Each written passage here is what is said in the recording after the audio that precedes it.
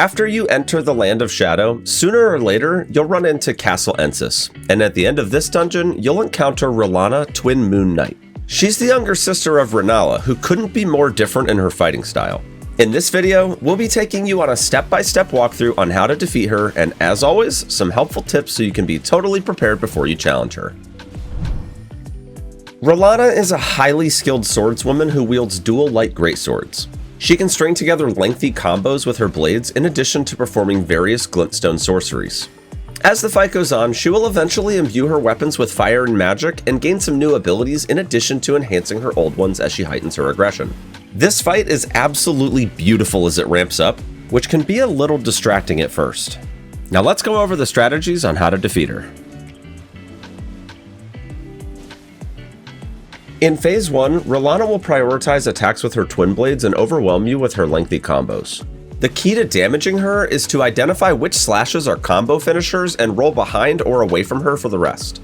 There's a lot of different combos, and she can mix and match them similar to how Malenia does. But the main 5 that are punishable have distinct final moves. She'll either stomp and slash with one sword like this, do an X-shaped slash like this, jab forward with both swords like this, slash one-handed followed by a parallel slash with both swords like this, or perform 2 parallel slashes with both swords like this. If you stick with these, you'll always be able to get a quick strike in before she winds up her next combo. From a distance, she'll prefer to use sorceries, which include 2 different versions of Glintblade Phalanx and Glintstone Arc. You can distinguish the 2 Phalanx spells based on whether she gestures above or below her chest, and where the blades appear accordingly. The upper Phalanx works much like other versions of the game where they float for a while above her and then shoot towards you. And in contrast, the lower Phalanx fires them immediately after they're all in place. Sometimes she'll cast both of them in sequence, significantly increasing the amount of damage you'll take if you fail to dodge them. She'll also use Glintstone Arc, which can be rolled. Occasionally, she may backstep from her position in melee range to perform sorceries, and oftentimes she'll close the gap after she finishes casting and continue her assault with her twin blades. Anytime after about 70% health, she'll unlock Carian Sovereignty, which is essentially a colossal version of Carian Greatsword, which she will first slash vertically, then horizontally. You can roll both of these into her and punish her with charged attacks before she transitions to Phase 2 at around 60%. Speaking of the Phase 2 transition, you'll know it's officially happening when she slashes both weapons outward and they become coated in fire and magic. In Phase 2, her slashes do more damage now that they're imbued with elements, and she also improves the spells in her Phase 1 arsenal. Both Glintblade Phalanxes summon more blades, Glintstone Arc gains a 5-piece combo, and she'll be able to add fire to the end of some of her attacks. And finally, she'll unlock her ultimate skill, Rellana's Twin Moon, which begins by dropping 2 moons down before she herself crashes down for a final blast. Occasionally, she'll brandish her weapons and choose a fire or magic attack depending on where you are. If you're close to her, it will likely be a fire skill, which only reaches melee, so if you roll away, it should miss. If you're far away, that magic skill becomes Glintstone Arcs, which you can roll away from until she's done. To deal with Rellana's Twin Moons, simply jump the first 2 moons before rolling into her crash. That covers all of her abilities, but if you need a few recommendations before diving in, here's a few to get you started. Rellana is weak to lightning and can be afflicted with bleed and frostbite, but she does seem to have some resistance to bleed. Her long flurries make it difficult to sustain buildup and get multiple procs without summons. Your best bet would be to use Mimic Tear with a bleed build and try to proc that way, or use Hefty Pots while they have aggro. If summons aren't your thing, it might be better to stack buildup with Grease, as the pots do take a while to throw, and Rellana will give you absolutely no quarter with which to do so. Personally, I think lightning damage on its own is very strong for this fight, but to each their own.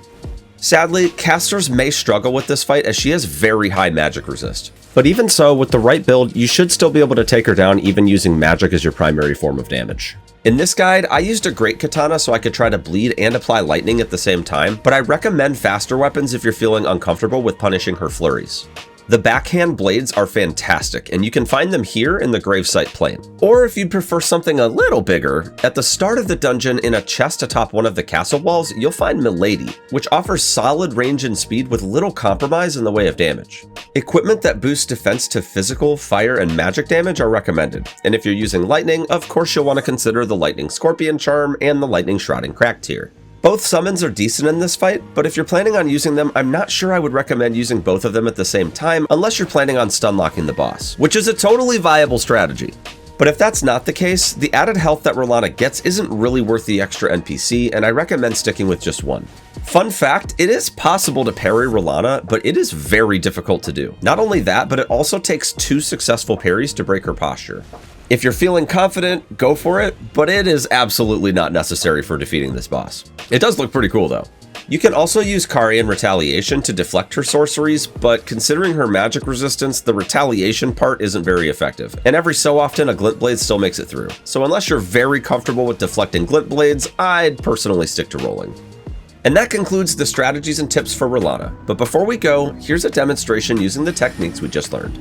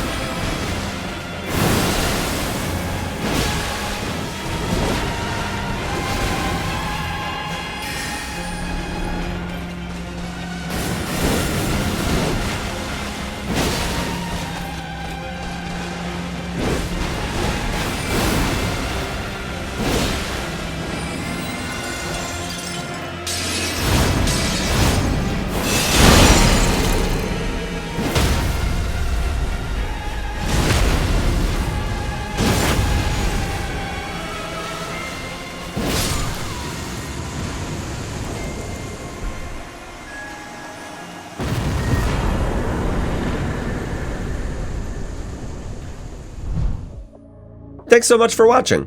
For more help on your journey through the Shadow of the Erdtree expansion, head on over to our wiki at IGN.com. And for everything else Elden Ring, stick with IGN.